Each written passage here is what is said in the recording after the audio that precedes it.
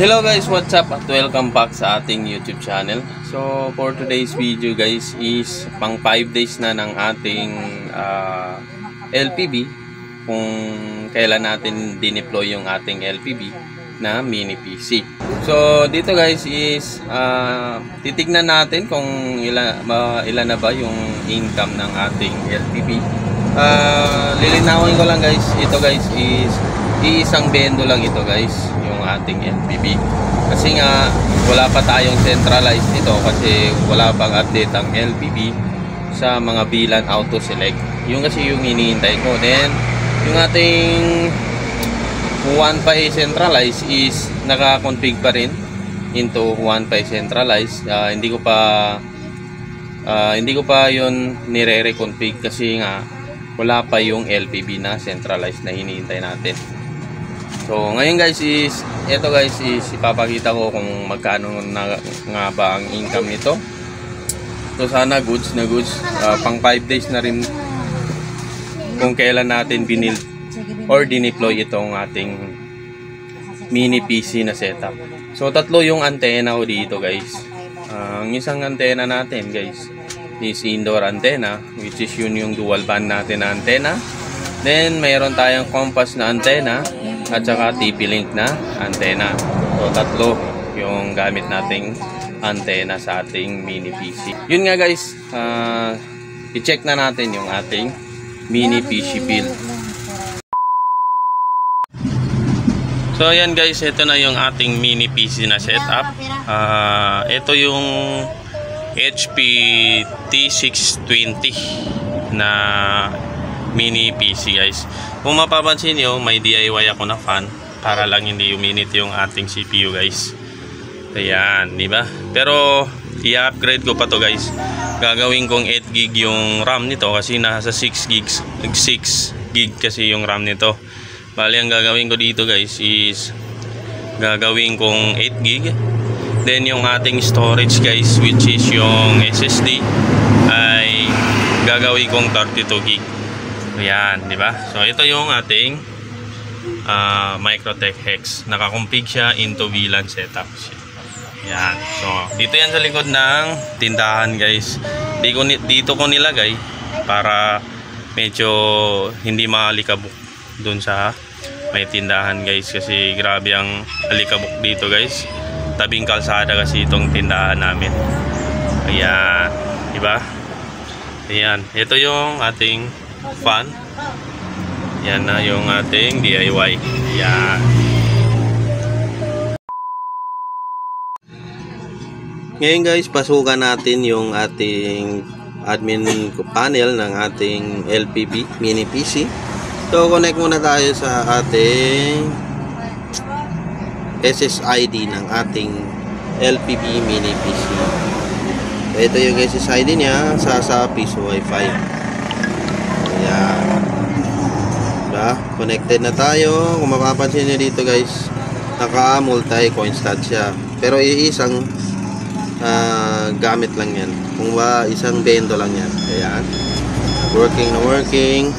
Ngayon pasukan natin. Puntaan ko lang yung admin natin para ma-check natin kung ilan na ba yung income nito. So add ko lang dito yung credential ko guys, yung admin user ko, password, then ito, yun, pasok. So ang daily sales natin guys is nasa 33 pesos pa lang.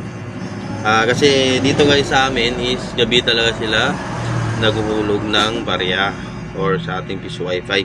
Weekly sales natin guys nasa 620. Then monthly, so yan, naka monthly tayo ng, or lahat guys is naka 1345 tayo sa loob ng 5 days. So para sa akin goods na yan guys. So may online tayo na 4. Then dito guys is kahapon nasa 351 pesos yung na-income natin kahapon daily. Then nung January 8 is nasa 36 at saka nung 7 guys is nasa 228. So yan, di na natin makita yung iba. So check na natin dito sa sales inventory kung makikita ba dito. So paano ba? Selected. Kailan nga tayo nag-install? Anong date ngayon? 10. So 5.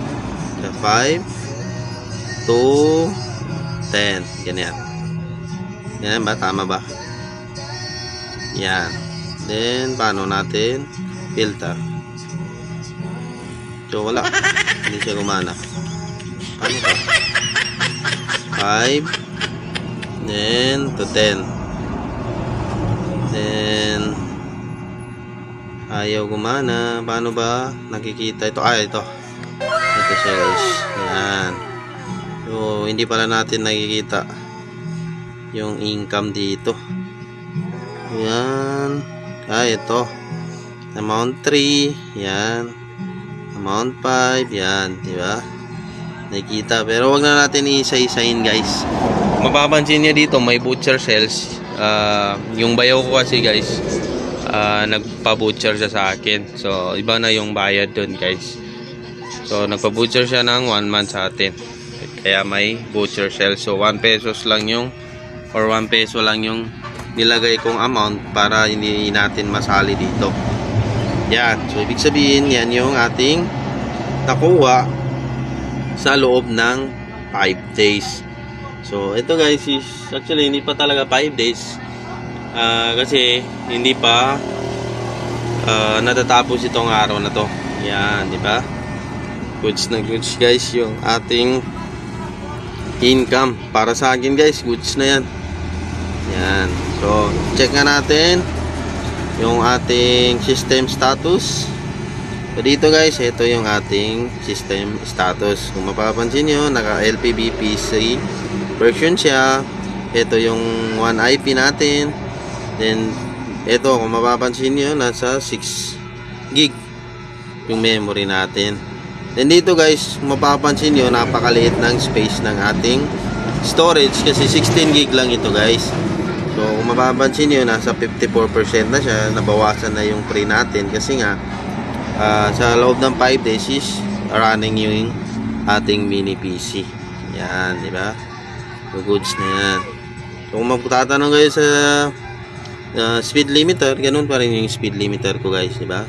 So, Microtech yung magdadala. So, naka-default lahat yan guys ng 1 Gbps. Then, port prioritizes naka-off. Yan, or naka-disable. Ngayon guys, try nga natin. Hulugan ng barya yung ating piso wifi. So, yan, checking. So, lalabas muna ako guys para hulugan natin yung ating piso wifi.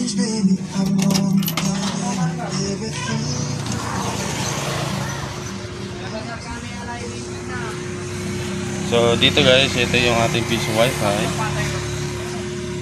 So, yan, tasa piso wifi.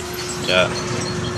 Then, nilagyan ko rin ng ganito para malaman nila kasi yung iba nagtatanong kung pwede ba daw yung 20 pesos na coin. Yan. So, ulugan na natin guys yung ating LPB featured coin. Then, yan guys, nagulog ako ng 1 or piso. Yan. Check na natin. So, yun. Diba? Pumasok 24 minutes. So, done. Yan. Success yung ating hulog guys. So, yan.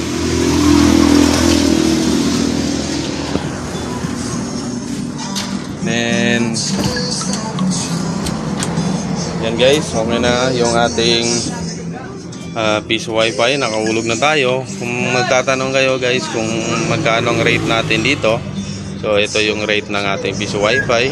1 peso is 24 minutes, 5 pesos is 2 hours, 10, 4, and 20 is 8. Yan yung rate natin guys. Then, try nga natin mag speed test. Yan, yung speed test natin.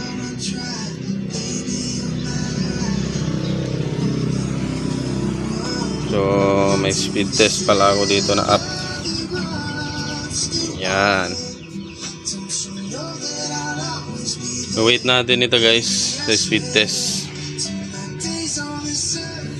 Then speed test. Yan. So yun, diba?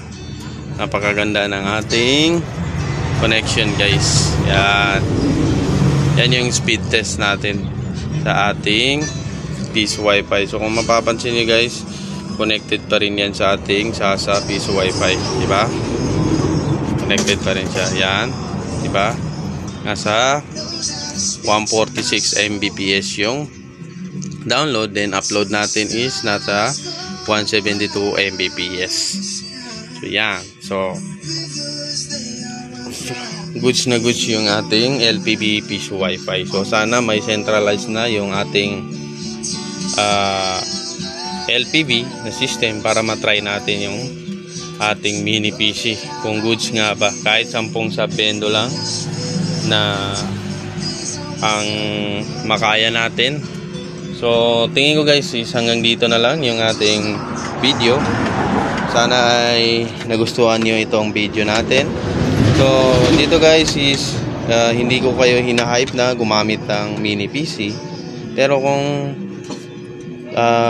tutusin guys, mas makakamura kayo kung mini PC yung gagamitin nyo. Kung magsasabendo kayo o maramihan sabbendo, o mas maganda yung spec ng PC, mas maraming sabbendo guys. Then mas mura pa kaysa sa Raspberry Pi. So ang Raspberry Pi kasi guys napakamahal.